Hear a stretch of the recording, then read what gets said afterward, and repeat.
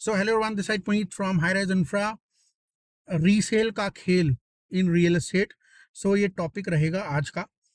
देखिए, रीसेल करवाने में मैं मानता हूं कि पसीने लोगों के छूटते हैं, बट कुछ लोग ऐसे भी हैं जिनको ऑलरेडी हमारे से ज़्यादा, जो हमारे भी गुरु हैं, वो भी रीसेल करवाते हैं। वो काम ही सिर्फ रीसेल का करते हैं।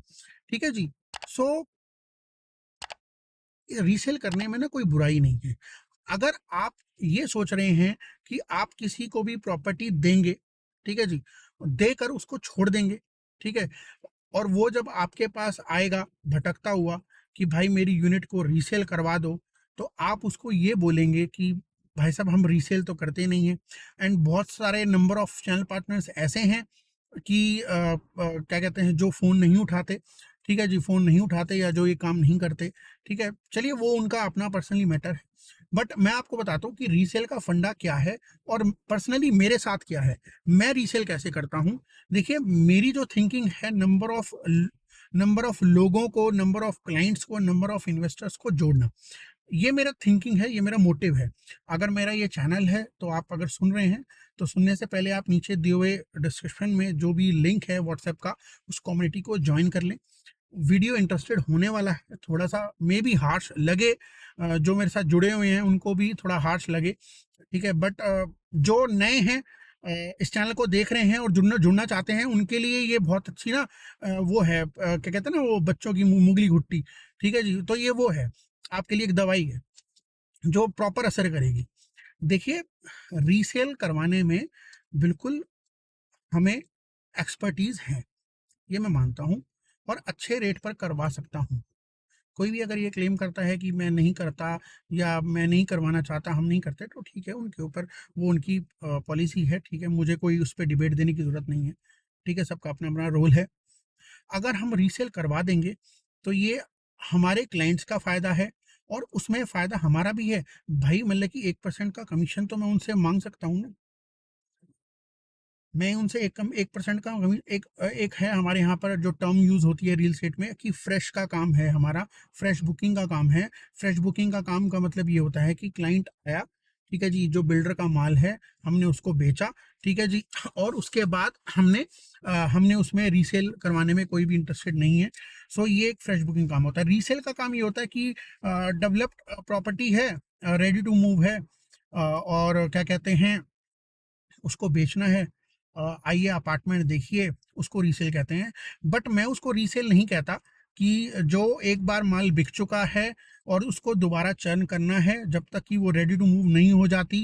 एग्जाम्पल के तौर पे समझाता हूँ कि 30-30-40 का पेमेंट प्लान है, 30% पे कर दिया है और उसको दोबारा से पर्ची घुमानी है या बीबीए बनवाना है, चेंज करवाना है। आई थिंक मेरे हिसाब से वो रीसेल नहीं है। है जी, मेरे हिसाब से नहीं है। इट्स अ काइंड ऑफ, यार तुम अपना मतलब कि अपने क्लाइंट को चर्न करवा दो ना यार, क्या जरूरत है।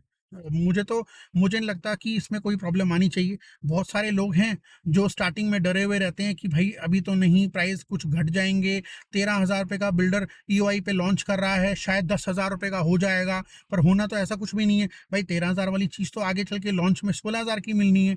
16,000 की चीज़ है, बनते बनते जब वो उसका सुपर स्ट्रक्चर खड़े होने वाला होगा तब वो 18,000 की हो जाएगी। अब 18,000 की तो चीज़ उनकी बिकने से रही, तो भाई साहब उनकी जो 13,000 वाली चीज़ है एटलीस्ट 15-16 में तो बिकवा दो, तो उसमें प्रॉब्लम ही क्या है।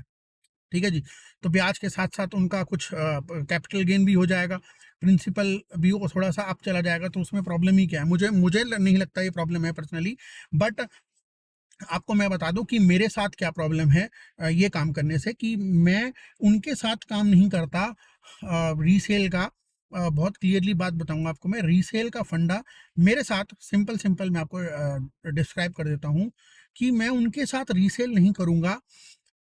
जो मेरी कम्युनिटी में ऐड हैं, जो मेरी हाई राइज इंफ्रा कंपनी में लिस्टेड है, मतलब कि क्लाइंट, और उसने प्रॉपर्टी परचेज करी बाहर से, मतलब कि लेट सपोज एग्जांपल के तौर पे मैं आपको समझाता हूँ। अंकित नाम का एक शख्स है, उसने मुझे कॉल किया कि पुनीत भाई ईमार का प्रोजेक्ट आ रहा है, डिटेल दीजिए ज़रा। सर, ईमार का प्रोजेक्ट आया, मैंने उनको डिटेल दी, बट उन्होंने जाके खरीद लिया सिग्नेचर ग्लोबल। ठीक है जी, और वो मेरी कम्युनिटी में ऐड थे। सिग्नेचर ग्लोबल की ब्रॉडकास्टिंग हो रही है, सिग्नेचर ग्लोबल पे हम वर्किंग हैं, वो देख रहे हैं, ठीक है, सब कुछ हो रहा है। उनसे मेरी कोई बातचीत नहीं हुई इस पर्टिकुलर प्रोजेक्ट के बारे में।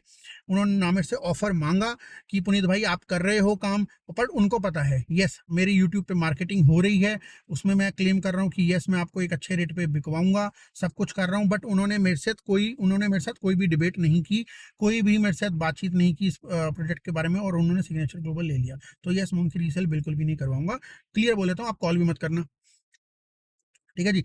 बुरा लगा हो, I am sorry for that, but मुझे इससे कोई भी फर्क नहीं पड़ेगा। तो आप मुझसे मतलब की मत करवाना। हाँ, अब जिसने मेरे से सिग्नेचर ग्लोबल नहीं लिया, जिसने मेरे से सिग्नेचर ग्लोबल नहीं लिया, और वो नंबर मेरी कंपनी में लिस्टेड नहीं है, वो क्लाइंट मेरे साथ लिस्टेड नहीं है, वो बेचारा बाहर से आया कि भाई उसने 13,000 रुपये का लिया है, तो आज 16,000 का रेट हो गया, पुनीत भाई मेरी हेल्प करो। यस मैं उसकी बिल्कुल डेफिनेटली हेल्प करूंगा, क्योंकि मैं उससे जुड़ना चाहता हूं, और वो भी मेरे से जुड़ना चाहता है, इसलिए उसका कॉल आया। यस मैं उससे 1% की डिमांड करूंगा, मे बी मैं उसके साथ नेगोशिएशन भी कर दूं, मैं उससे कम कमा लूंगा, मैं एग्रीड हूं।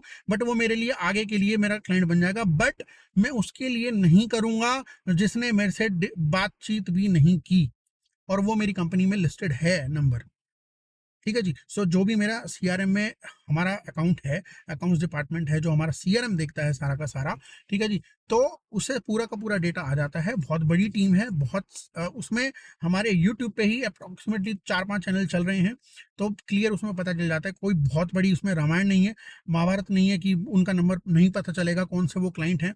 तो यस उनका नहीं होगा, ठीक है जी। हाँ, और जो मेरे से बातचीत कर रहे हैं, और जो हमारा कन्वर्जन रेट है, और जिनको मैं प्रॉपर्टी दे रहा हूँ भैया, उनको तो मैं खुद कॉल करूंगा, और करता भी हूँ।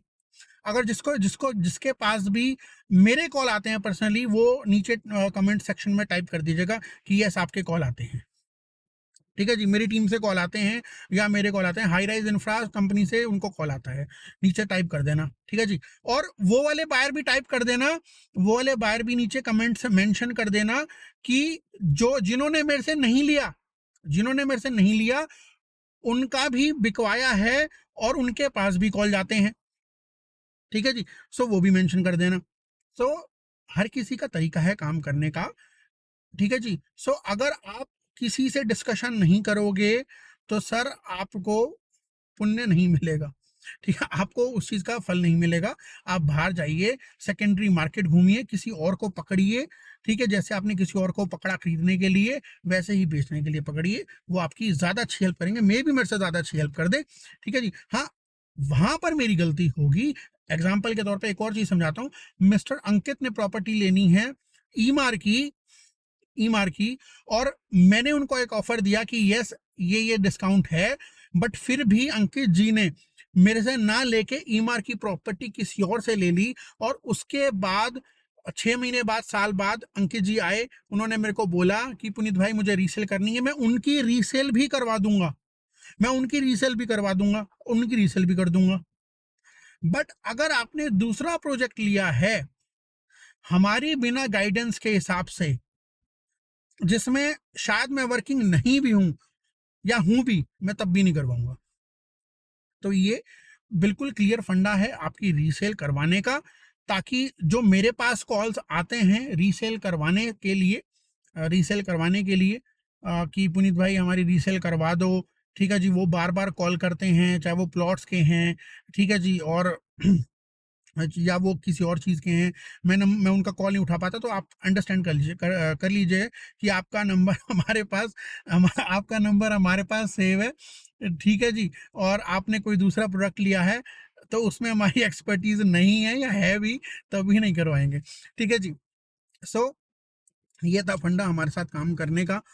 तो ऐसा मतलब कि माइंड मत कीजिएगा, कोई ऐसा वीडियो मैंने एथिकल वे में काम किया है, एथिकल वे में काम करता हूं मैं, और बहुत जेन्युइनली काम करता हूं।